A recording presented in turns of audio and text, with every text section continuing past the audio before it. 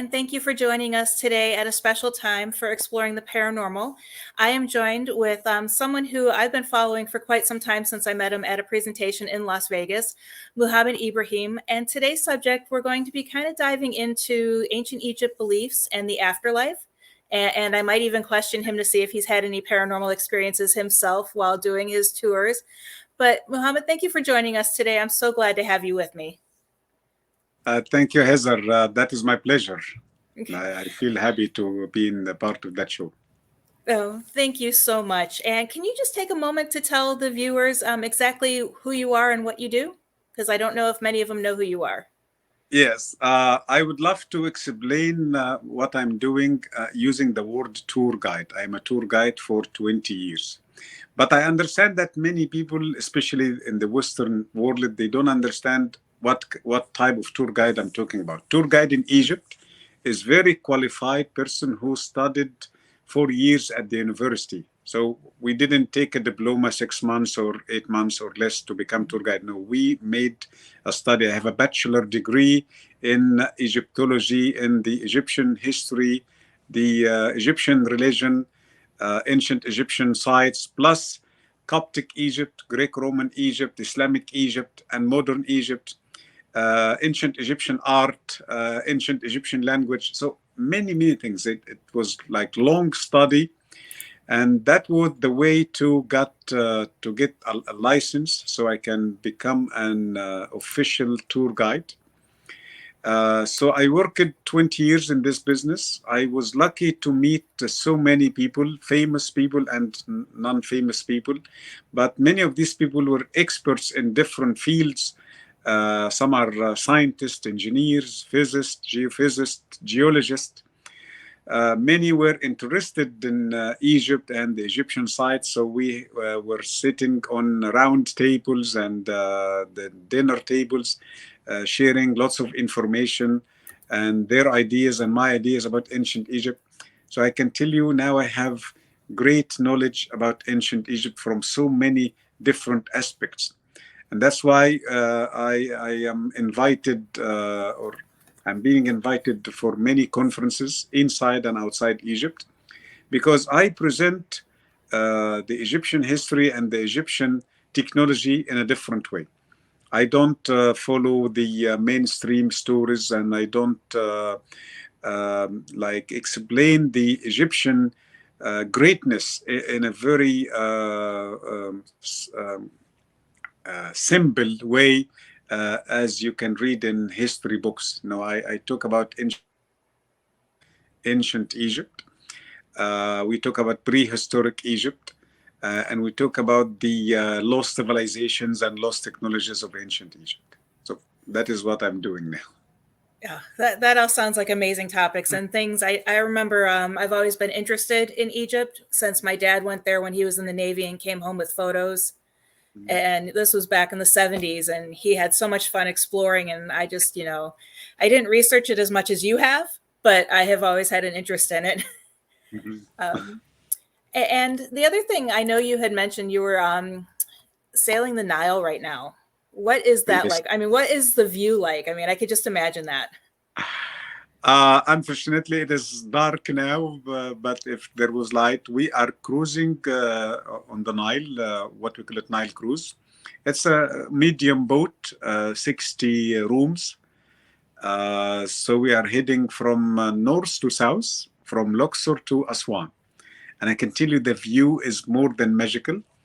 We cross through the blue water, and the two sides of the Nile, the green fields, so we see green color, and then the desert side after the green level in both sides, so we talk about yellow color, and then the sky blue color again. So you see a great picture of multiple colors. So something very relaxing and very refreshing. And the energy of the Nile itself, the Nile, if we talk about energies in Egypt, so the Nile itself is one of the main sources of positive energy in Egypt. Oh, that would just be absolutely amazing. Definitely putting that on my bucket list to make sure I get out there. So now kind of getting back to the topic of the interview is what is or what were the beliefs of ancient Egyptians with the afterlife? The ancient Egyptian believed that the soul, which is extraterrestrial being, uh, was offered the option: would you like to go to the physical dimension, Earth, and become physical being? And if she said yes, or he or the soul said yes, then the body will be created, the terrestrial body. Okay, Mhm. so the ancient Egyptians believed that the soul will come to earth and will stay certain time inside the body, 60, 70, 80 years, maybe less, maybe more. But it must be an end for that body, but not the end of the soul. And the soul will leave the body again, but will not go back to the same dimension of souls, will continue its journey. So they believe that this is not the end. No, this is the beginning of another journey, second journey. And they call it the Duat land, the land of the stars, or beyond the stars. Mhm. And they said maybe that journey is not also the end. It could be another and another and another journey, multiple journeys for the soul, and the soul will keep moving forward. Okay. So that is the belief of the ancient Egyptians, that it is non-stop journey after the first life. Okay. Okay. And then what are some of the rituals that they did with their dead? Was that to prepare them for the afterlife and to continue moving on? Look, when we talk about advanced time, prehistoric ancient Egypt, I can tell you that they didn't prepare, didn't do any preparations, didn't do anything, because I believe they had good knowledge about what is happening in the afterlife. But Mhm. when we talk about regular ancient Egypt, 3200 BC and onward, I think they had some ideas about what is happening in the afterlife, but not the complete picture. So they started, or they created what we call it the pyramid texts. They created what we call it Book of the Dead. And by the way, Book of the Dead is not originally called Book of the Dead. There are three books talk about that journey. A book called Book of the Gates, Book of the Hours, Book of the People Who Come Forth to the Daylight, Book of Mhm. the Caves. Okay, and by some German Egyptologists, they call these books Book of the Dead.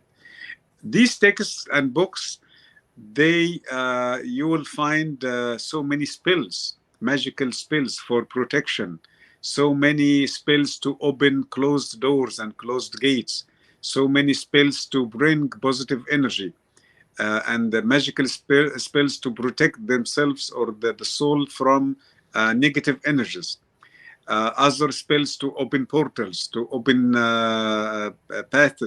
Okay, so that was the way. Of course, the physical body, they prepared the body. They do the mummification, which takes like 40 days, and they put lots of funeral furniture, jewelry, sometimes food, mummified food, as if they are preparing a person for a new house, and that house will be a beginning of new journey.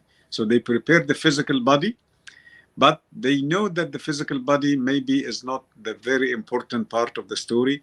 The soul is the important part. So they made all the scenes. If you visit the Valley of the Kings, one of the tombs of the Valley of the Kings, you are going to see what I'm talking about, the Book of the Hours, 12 hours between the sunset time, or starting from the sunset time, ends at the sunrise, 12 hours. Each hour Mhm. is flanked by two gates. That's why we have 12 hours, 12 gates. So from hour to hour, they mention certain actions, certain beings will meet the soul. They write so many spells for each hour, so that the soul will not repeat the same spells every hour. No, every hour certain types of dangers or certain types of energies or gates. Okay, so it's a long story. If we talk about the Duat land, we need years to explain what was written on the walls of so many tombs like Valley of the Kings. Okay. And were these rituals just primarily done for the wealthy or the kings, or was it done for everybody in that time frame? Look, it must be done for everybody, okay? Mm-hmm. But of course, the rich people, they have better quality and they have maybe full version of these rituals. And kings also have the best quality and the best style and the complete story. And they have guides to not only do the carvings and to make the paintings, but also to teach them how to pronounce these spells in a proper way. You know that it's something like open sesame. So if you don't say sesame in a good way, if you say something else, it won't open. So it is something like this. They must say the spell in a certain way, in certain tone, in certain time. Okay. But yes, everybody must have the chance to go safe to the Duat land. But of course, it became a way of living for the priest. So the priest was selling like low budget and medium price and high price or expensive price. So they were selling different qualities. Okay. And did the ancient Egyptians believe in like spirits or ghosts? The spirits are ghosts. Well, spirits in the aspect of like ghosts or paranormal activity. Did they believe that they were haunting? Yeah. Look, I think if you ask many people this question, they will say no. Okay, Mm-hmm. because what I'm going to talk about is very special understanding in ancient Egypt. When we talk about the human being in ancient Egypt, and that, by the way, I was giving a lecture this morning to my group the same way. I call it the Merkaba, that the name, and part of the Merkaba course, one chapter, I call it the 5 elements of the human being. These 5 elements are the name, the body, the soul, the spirit, and the light. So if we talk about 3 of them, the body, we know the body, we know the soul. What is the spirit? So we have the word ba, body, ba, soul, and ka. Ka is the spirit. This is the one you can call it the ghost. This is the one is half spiritual, half physical. This is the one is the physical body you cannot see but can do actions. Or we can call it the soul, have physical effect. Okay, you can call it also the personality. You can call it the consciousness, desires, the needs of the body. So the ka is the one we can call it the ghost. Mm-hmm. Okay. And yes, it can do paranormal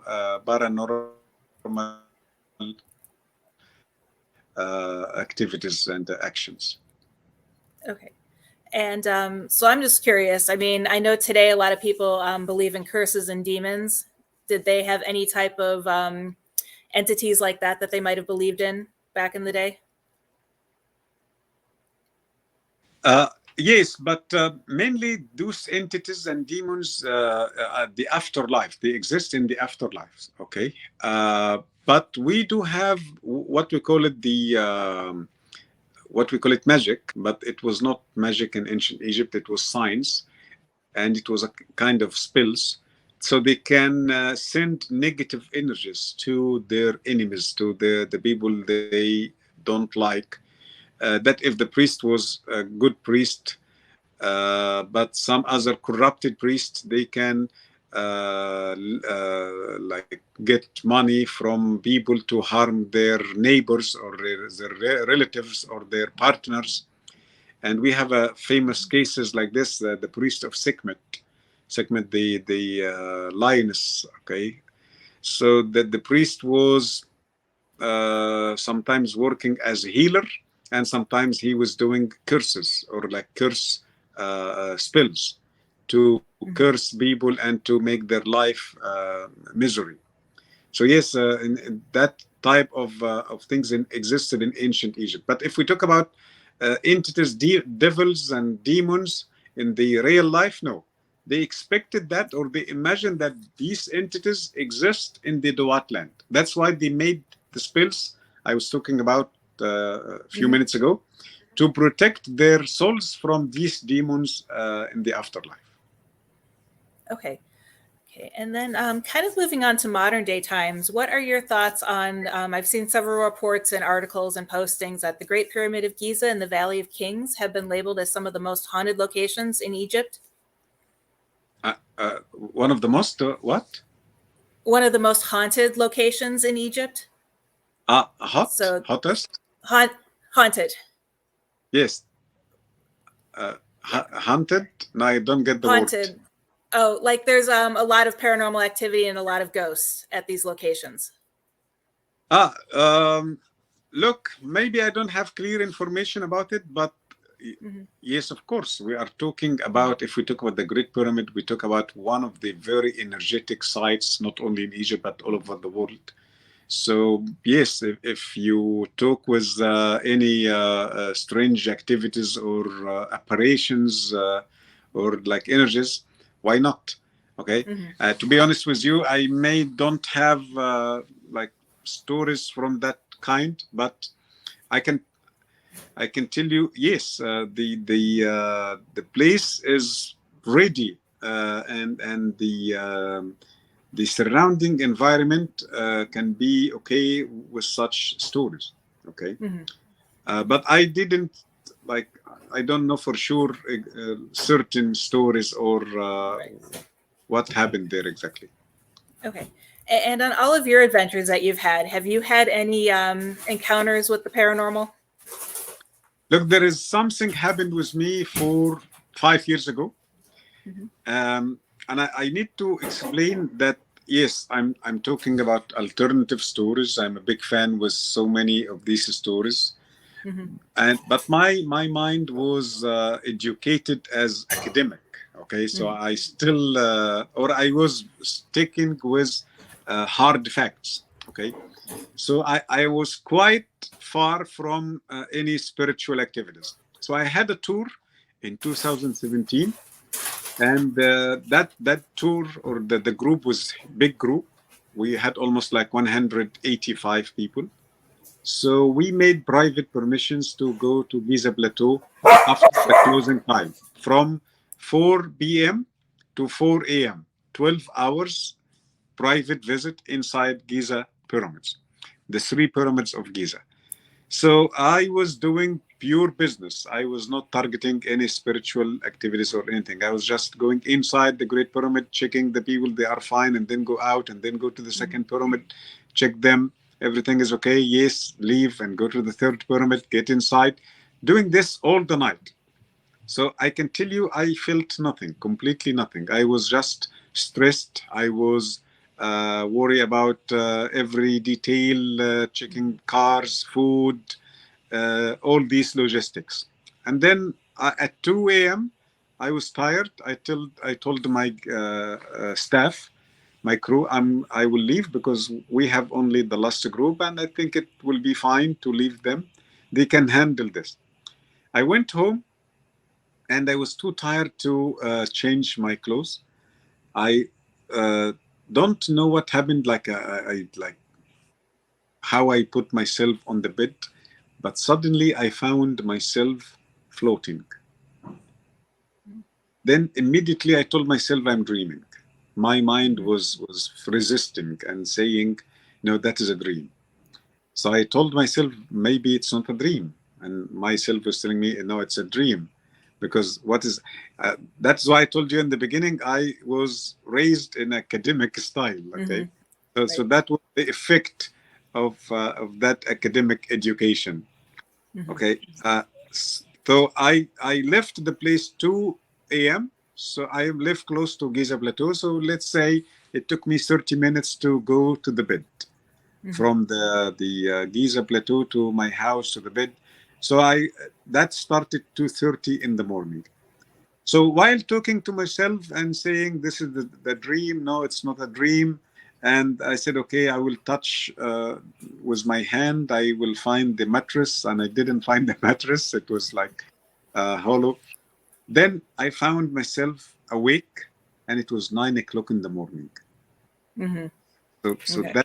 that thing took like I think it was only 10 minutes or 20 minutes. Okay, but I found it is almost 6 hours, 6.5. Okay. Hmm. Uh, I think that that kind of out of many people told me that this is out of body experience. Okay, but because my brain was resisting that, it didn't follow and it didn't respond to what happened. Okay, so I'm hoping to have this phenomenon again, but next time I will be ready. I will Yeah. not lose it. Yeah, you're never ready for the first time it happens. So actually, that's all the questions I have. I don't know if you had anything else you wanted to add. If not, I know I wanted to let you get back to your tour or your little trip, and so that way you can enjoy that. Look, the only thing I want to add that a message to everybody that we must try to find the truth about ancient Egypt. I know the academic books are presenting so many interesting data, but it doesn't explain how the pyramids were built, what kind of technologies existed in ancient Egypt, how old is the real civilization in ancient Egypt, and there was one civilization or many, and what kind of philosophy, because so many people when they talk about ancient Egypt they think that they were just great builders and that's it. No, they were great scientists, great alchemists, great physicists. Ancient Egypt had great connection with the stars and stargates. By the way, there is big part now of stories, and I'm big part of that story, the stargates in ancient Egypt. So my message to the people, like, keep searching, try to find people like me who talk about ancient Egypt from good point and searching in deep layers about ancient Egypt. And also, I want to tell them that yes, we have the academics who try to make it so easy, but also there is another group, I call it extremists. They try to make everything um, far from human technology. So, like, I feel sad a little bit when some groups claim that everything was made by extraterrestrials. I see it not fair. Our ancestors, 50,000, 80, and 100,000, maybe older BC, they had great technology and they made great achievements. So that is my message. Keep searching, and one day, maybe very soon, we will find the truth about ancient Egypt. Perfect. Thank you. And I will share your information so people can follow your journeys on my page as well, because I do enjoy seeing some of the photos that you share. And again, I want to thank you for joining me and doing this recording to talk about the ancient Egyptian beliefs in the afterlife. Thank you very much. And it was an Thank you. honor to join you. Oh, thank you. You have a great day and enjoy your trip. Thank you, Azar. Bye Bye. bye.